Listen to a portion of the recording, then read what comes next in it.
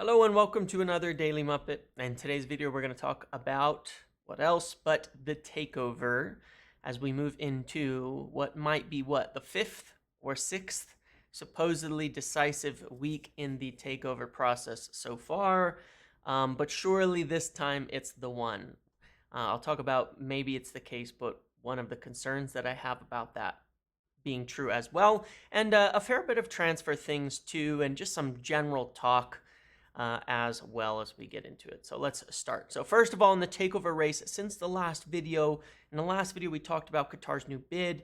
Didn't know what the outcome of that was. On Sunday, we got reports from Mike Keegan at the Daily Mail as well as the Times that from Qatar's perspective, following that latest offer, they feel they are back in the race, or that their offer was significant enough that they are back in the race after feeling like they had lost.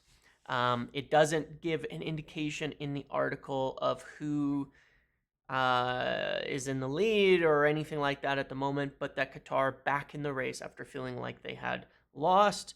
There was an interesting thing I didn't really catch on at first, and I'm very curious about this. It says that Sir Jim's bid is now 60%, with leaving 9% for the Glazers. And then in the Times article, it doesn't mention anything about put and call options. And I wanted to briefly discuss this. It's complicated. We don't have all the details, but I wanted to discuss this really briefly and then talk about all this news and information and a couple other things. One is that one of the things that definitely, is a factor in this whole process of Qatar versus Ineos and all that is you have at the end of these articles what they said, which I think is nicely succinct, but we'll see, about the decision potentially being made. I think this was what they said, that Qatar believed the decision will be made based on whether the Glazers want to sell all now or they want to stick around and hold on to some. And essentially the bids are at near equal value in that respect. And that's probably true, but there's an interesting part of this. When you're talking about that 50.1% thing versus the full buyout, even though Sir Jim Ratcliffe's valuation was higher, there's the argument about more money now versus a good amount of money now and a higher amount later. But can you do more with getting more now versus what you might get in returns later on? Like if you're getting $3.5 billion today versus $3 billion today and $1 billion in 10 years, can you do more with that extra 500 million now versus the billion in 10 years? And that's been one of the arguments that to say where even though Qatar's bid is a lower valuation, that it could be one that the Glazers would like. And that is a valid argument. The interesting part about that Ineos offer, if it's changed to a 60% instead of a 50%, is it's increasing the amount of money being paid now to the Glazers while still leaving them with a bit. So I have a feeling that, as expected, it's been very flexible on the Ineos side to remain competitive in this. They've been moving, flexing, talking, discussing over all this time. One thing I want to point out on this is, again, essentially you have all of the information that I've been presenting here as being confirmed. And I think for me, separating out there's two things, obviously. There's me and my personal opinions, and there's the information. And I know that the people who watch this video, that they always tend to appreciate my information. They know that the info I present doesn't tend to be biased. It tends to be factual, and I've maintained why I say the things I say. And when I present my opinion, it's my opinion. I can separate those things out very well. For me, as a part of this, it's not a job, but as a part of this role of this community, of this channel, of the Twitter and all of that, the greatest importance I have is presenting accurate information, more than my opinions on things. And it's hard because as a fan and things like that too, but I definitely put a lot of weight now on the information being accurate. And I have been anxious about this because I've wanted to present information very accurately from the start. Now, based on the reports from Keegan himself, which, it says Qatar thought they had lost the race and Ineos are in advanced talks. I think that confirms everything that I have been saying about this and shows that it was not biased to be talking about Ineos being firmly ahead up until that fifth bid, right? Up until that point in time, the Ineos were firmly ahead to the point where Qatar thought they lost.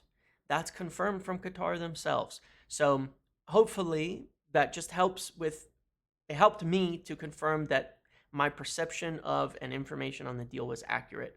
Um, don't have personally an update from my side since that fifth bid of Qatar. So I'm in the dark in that respect um, with everybody else. I don't think I'm going to get an information from my Enio side before this process is done. I have tertiary sources and things like that, of course, with this process that I'm speaking to. But I don't think I'll get an update from my Enio side before the end of this race is done, for reasons that have nothing to do with the takeover, but are purely a personal situation. Not for me, but for the person I speak with, unfortunately. So I don't think I will be getting something on that at the before that from that side, but I do have other sources that have been accurate on this, albeit not quite as in-depth in many ways. So we'll see on that. My concern here is that the articles also stated that we likely have this preferred bidder this week, but I was reading them again, and the things that stuck out to me, and there's three camps of information. The things that stick out to me are the bidders believe it'll be named this week per the articles, despite what the headlines say. Now, maybe that's good, but the bidders believe that. And that drew me back down a little bit to thinking, I don't know. I don't know if it's going to happen. Being less certain. They're good reporters, but bearing in mind they're accurately reporting what the bidders believe, not information from Rain. As I mentioned before, there's three camps of info. There's Ineos, there's Qatar, and then there's the Rain and actual, bidding process side of it. That's where the best information is going to come from. From either side, it's likely to have some biases, opinions, confidences, beliefs, etc. And throughout this process, as we've seen, that's not tended to be that reliable. So when they say that the bidders believe the preferred bidder will be named this week, I'm not as confident in it being true, I guess. If it were to say, something from like Kleinman, who obviously reports from Rain Group and there, or someone from the Financial Times, that have something in terms of the actual directors and such, I would feel differently about it, because I would say, oh, good, that's from that side saying, yeah, we're going to have a preferred bidder this week. Then it's happening. Then I'm sure of it. I'm not as sure of it now, unfortunately. And I didn't really think about it till later in the day. And then I was thinking, the bidders believe preferred bidder this week. Then you had Ben Jacobs talking about how there's not going to be a preferred bidder, which I actually believe. I think I've said that many times. I'm not so sure there will be a preferred bidder. I have a strong feeling it's going to move forward. The positive, as I mentioned, about the whole Qatar deadline, and where I'm quite happy about it, I said this on Friday as well, that I was quite happy about that deadline, because what it's done is two things. Number one is it says we're not going up no matter what anymore, right? And that means they do have to make a decision. And I think that's probably why the bidders think it's going to be this week. Because let's say that I'm going to present both perspectives. Let's say that Ineos are winning and Glazers have been keeping Qatar in the race. Competitive tension, keep them on their toes in these final detail negotiations. Ooh, Qatar could always bid more. Well, now it's publicly out there. It's not happening. It's over, right? Well, they can't drive Ineos up anymore. And so Ineos put their foot down and say, good, this is it. Let's move forward with the deal. Conversely, Qatar doing their biggest bid means they're not going to go up anymore. So if they decide that bid is good enough, that's it.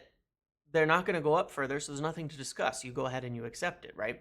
So either way, it does present an end to the process, which is very good, which is very, very good. And so again, separating out my personal opinions, preferences, things like that from the information, and the other aspect of, as a fan in general, I really want this process to be done because of, our window for one, but obviously everything else. We're not going to talk a lot about City and all of that, but there's really only one person to blame for the state of things right now, and it's not the players, and it's not Ten Hag, and it's not the fans, and it's nobody like that. It's the Glazers. Their decisions, years and years and years in the making, have led to a point where we are so far behind.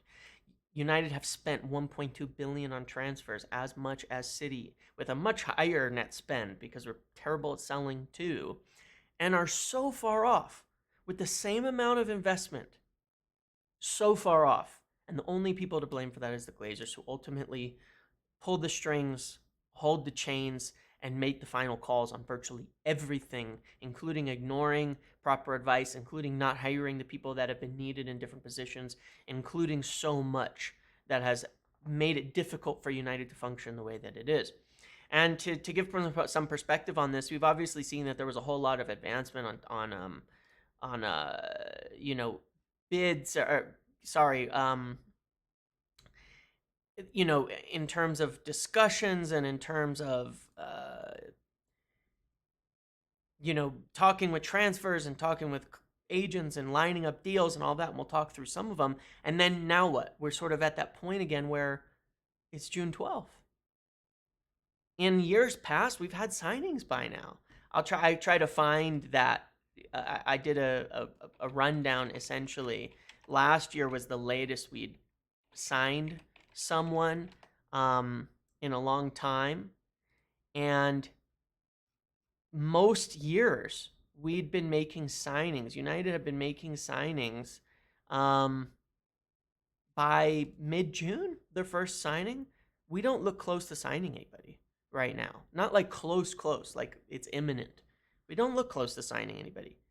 And it kind of snuck up on us because of the takeover process. We were talking about transfers heavily in mid-May last year, the Frankie de Jong thing, like May 12th and all that. We were like all in on de Jong and Nunez and Timber, and we didn't get any of them. And, all the people that United were chasing, and now it's June 12th, and nothing's imminent. And it's obviously because of the takeover, but it's because of so much more. One thing that I will state that I know for a fact is that you've had these articles about Ten Hag not knowing what his budget is. United are right now going through their budgets for next year.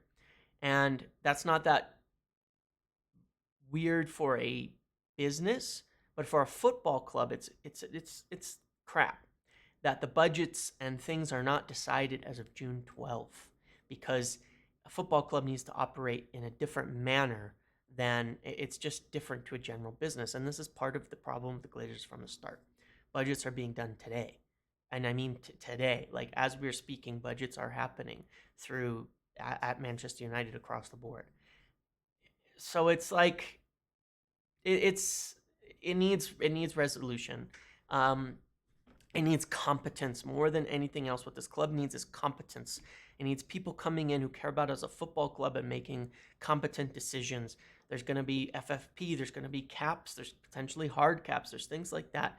But they need to have competence come in. And that's the most important thing from this takeover overall, is that somebody comes in and competence happens at Manchester United. I can also tell you, in addition, just a final note on the takeover before I move on to transfers, that as of yesterday, nobody had been informed at Manchester United about who was taking over the club, okay? Just, I want to make that clear because it is the fact. As of yesterday, end of the day yesterday, nobody had been informed about who was taking over. Nobody. It is still not known by the people at the club, okay? That's a fact. Now, moving forward from that, let's talk about Jadon Sancho. There's been some reports about him potentially being sold or on the market or of interest to, of interest to Spurs and Dortmund, and there is truth to that. There is interest from Spurs. There's interest from Dortmund, who are looking to pay something like 35 million. It's not going to happen at that price. He's not really for sale, but he's not for sale. He's one of those players where if a very significant offer came in, they would probably let him go. He hasn't totally nailed down a permanent position. Ten Hag still really likes him, still rates him highly, but it's at a point where he hasn't totally nailed it down to be a sure thing of staying. So probably not sold, but just keep an eye on it because there is legitimacy to the potential that he could be sold and that there is interest, and that United are kind of dangling him out there a little bit for Harry Kane, who is probably not going to happen as well, but it's maybe sitting there in case throughout the summer it opens the door to it. There's been more pessimism on Kane. It's very likely they're going to move on to sign Rasmus Hojlund, and then later into summer, continue to talk about Kane, maybe keep dangling that Sancho carrot, but also discuss potentially other strikers like Osimhen and Ramos, obviously depending on the takeover, more finances and budget and all of that.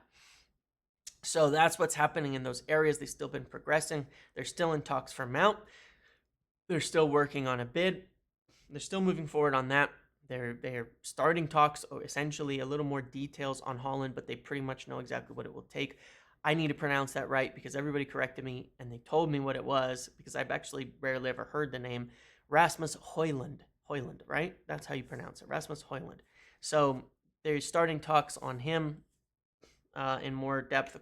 I said that they're super well informed on the deal and all of that. According to Dharmesh Sheth at Sky Sports today, they started some preliminary talks with Atalanta to find out a little bit more about that fee. And again, I think that they're going to move on Mount, move on Hojlund, and then keep kind of dangling things out there to look at potentially Harry Kane or a bigger striker later on in the window. Now, other names of interest that are there.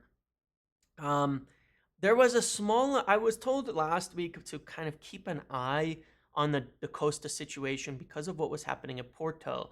Porto need money. They're struggling financially desperately. And I was told specifically that there was some truth to reports that Costa would probably be the one being made and that Mendes had been presenting him to Manchester United and kind of discussing it still back and forth. He has this much higher release clause. And what I understand is that United have been exploring with, or in talks with Mendes probably, because I don't think anything happens that isn't with Mendes, if Diogo Costa is available at below his release clause at around 50 million euros or so, which is the amount of money that Porto need. United are exploring it. They want to know if he's available around 50 million euros. It's the same price as David Raya is being asked for Brentford, 50 million euros, 40 million pounds. It's about the same price. So if it's possible to do that, and it might be because Porto need the money and apparently they don't have much in terms of significant sales otherwise, it's growing a little bit in possibility, and I'm wondering if this is part of the delay in De Gea's contract. It is growing in some possibility. It is being discussed. I don't know how far it will go, but they are trying to see if a 50 million plus potentially add-ons deal around there is doable for Costa. They want to know if they can get him below the release clause because it would make it much more viable if so. So they're lining that up in addition. The other name that I want to mention here that is not a goalkeeper, but to bear in mind is Inacio, the left-sided center back from Sporting. There's interest in him. I know there's interest from Liverpool as well. Sporting are still in a situation, I think I've talked about this before, where they don't want to deal with Liverpool because of the Ugarte thing, tapping up, and they don't like their approaches and all of that. And again, obviously, Mendes is going to be involved in here. United, again, want to know, is he available below that release clause, which isn't that high, 35, 38 million pounds or something like that. He may sign a new contract. I think there's some reports from Portugal that his contract is on hold while he's interested in this potential move. And there is some truth to that United are looking to potentially negotiate to get him around 30 to 35 million.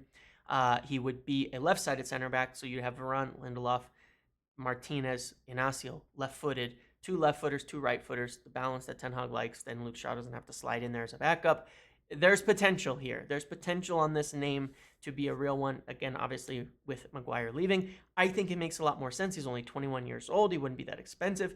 He's more likely to be okay with rotation, where Martinez doesn't have to play every game to have a left-footed center back, and Luke Shaw doesn't have to sub in when he's out, because Luke Shaw also tends to be somewhat injury-prone when he has to play every single game, and his fitness will struggle throughout the season, obviously ever since that major leg injury.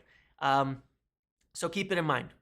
Keep it in mind. Obviously, moving into next year, we don't want to chop and change the system every time we have to rotate a center back by moving Shaw there and having a totally different fullback in Malaysia and all of that. So that is one to keep an eye on as well, that I've been told there is some truth to it. So let's see if there's anything else in my notes here. Let's see. Just looking through my notes, see if I have anything. Okay, well, here's an interesting thing that just came out. And that I wanted to talk about because I mentioned it before.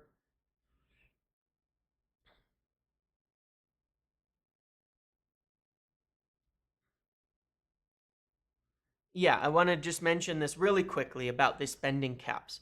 People really have to realize that, the preference and things like that are all one thing. But the importance of whoever comes in and why the competence is more than anything else. This is a report from the Times that's just come out about a spending cap. And the idea here is that there'd be a cap that limits the top end spending in the Premier League, specifically on wages, to a level comparable to some kind of revenues that the bottom club get. It says like 4 times. It's all very confusing. I'm sure it's being discussed. But the point is, endless revenue won't end up improving how much you can spend on transfers and wages in the near future. There's a limit, and once you reach that limit, you're there. That's it. United can be a successful club at that limit. And so, more importantly than you know anything else is who comes in spends correctly. That's all. And that's what's going to be most important. And the fact of the matter is, none of us know who would be best at that among the takeover parties and things, but that will be the most important thing. We can all guess. Nobody knows at this point. And that's one of the stresses of this. Nobody knows. Will Qatar, will Ineos, whatever, be better in terms of who they buy, who they target, and all of that? If the money's the same, nobody knows. But I can say one thing. They're going to be better than the Glazers. That much is for sure, whoever takes over. And so I think that's what we can hold on hope to. Okay? Thank you for watching this video. Make sure to like, comment, subscribe, turn notifications on. I'll see you in the next one.